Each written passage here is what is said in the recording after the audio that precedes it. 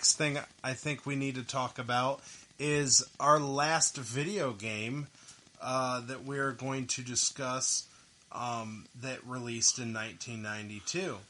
And that is WrestleMania, WWF's WrestleMania Steel Cage Challenge. Now, this game released for the NES, the Sega Master System, and the GameGear, Sega GameGear. And then it also, in 2018, became a plug-and-play TV game. Now, the differences between all this is there were 10 playable wrestlers in every version. In the NES and Sega version, you had Hulk Hogan, Randy Savage, Ted DiBiase, IRS, Bret Hart, and The Undertaker.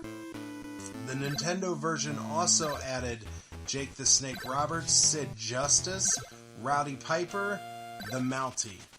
The Sega versions replaced those characters, and they got their exclusive characters of Ric Flair, Papa Shango, Shawn Michaels, and Tatanka.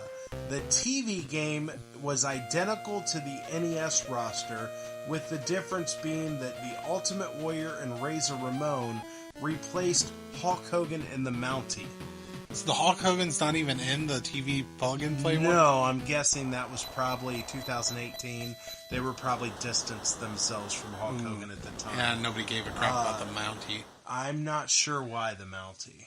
Maybe to sell more TV games, they added Ultimate Warrior and Razor Ramon being kind of bigger names. Yeah. Hard to say. But I'm sure Hulk Hogan wanting to distance themselves from the controversy there seems to me like probably the only. You said that was logical 2018? Reason. 2018. It was a plug-and-play game for straight into your TV. But those are the difference in rosters. The modes that you had was one-on-one, regular match, or steel cage match. You also had tag team WWF Championship, so where you could choose a wrestler and you had tag team mode and then WWF Championship mode. You can choose one wrestler to defeat all the other wrestlers, and you become WWF champion at the end of the mode, where it shows you on a little pedestal with the WWF title. And then the tag team championship is you can choose two wrestlers and then defeat the rest of the wrestlers to become WWF Tag Team Championships. And I believe the TV game did not include the tag team mode. No, it didn't. It was just singles and steel cage, I believe. Yeah. So all the wrestlers' movesets were identical with standard punches, kicks, grapples like a body slam, throw, headbutt, running attacks, flying clothesline, drop kicks, power slam to a running opponent, ground attack, stomp, elbow drops, and a move off the turnbuckle. There were no finishing moves in this game. This was the first console game with a steel cage match, although there had been a steel cage match in the arcade game WWF WrestleFest. This was the first time a steel cage made home console. We had watched, and I don't actually think we had ever played this game. Probably for the best. After watching it, I think we had already had a Super Nintendo by the time this came out, and I don't think we ever went back on the NES and played it. Because after what I thought I had looking at the box, but after watching the footage, I don't recall playing it at all. So we watched all three variants: the NES version, the Sega Master System version, and we watched the TV game version. And I can say that the Master System looked a little bit more clear, vibrant, and the sounds were a little bit better, but I'm kind of partial to the Nintendo sounds. Yeah, that's just nostalgia, that's just nostalgia there. But the sounds were a little bit more crisper on the game, the Master System. And then I will say that the TV plug-and-play looks identical to the Nintendo version, but the colors were more vibrant because I'm sure they added HD. Yeah, colors looked better, but honestly, the Sega Master System definitely looked the best.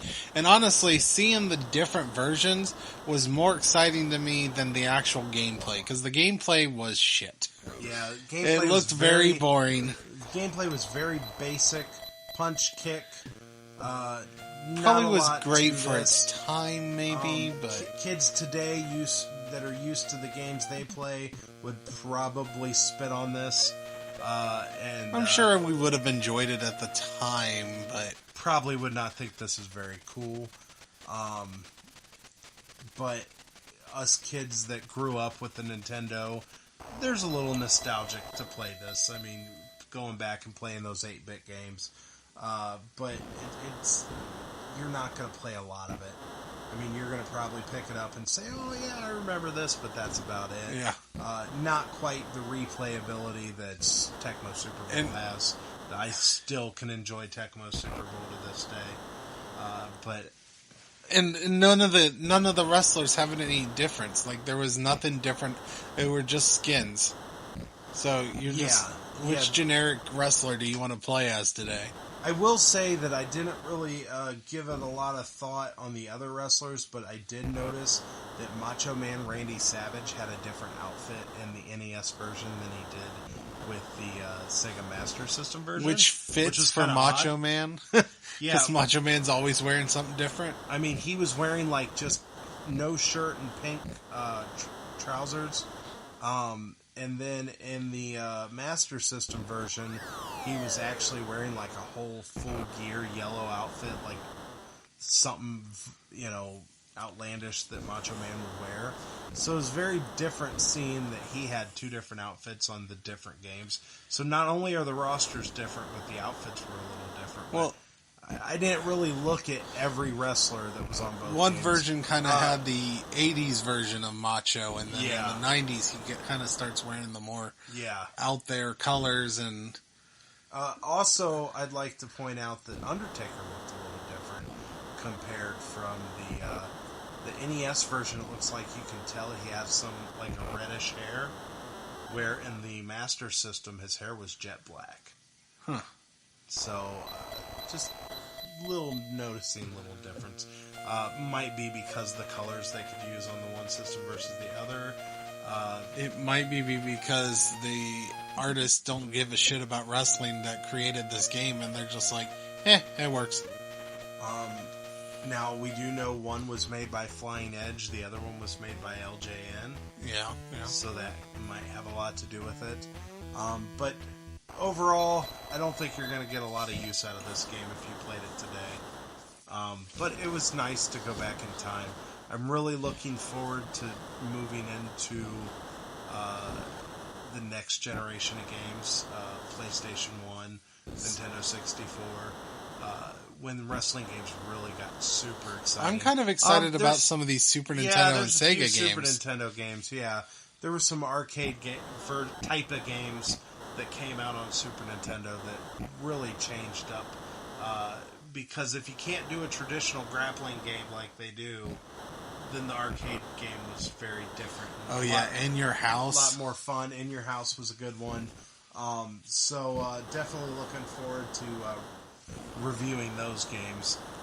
But this might be our last Nintendo game. I hope so. And this can go back on the ET pile.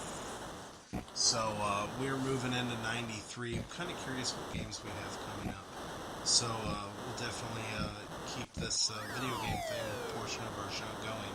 Because I really enjoy reviewing these. I enjoy taking a trip down memory lane and watching these. But I do as well. That is all the time we're going to spend on the video game portion. We can go ahead and go back in time, 1992.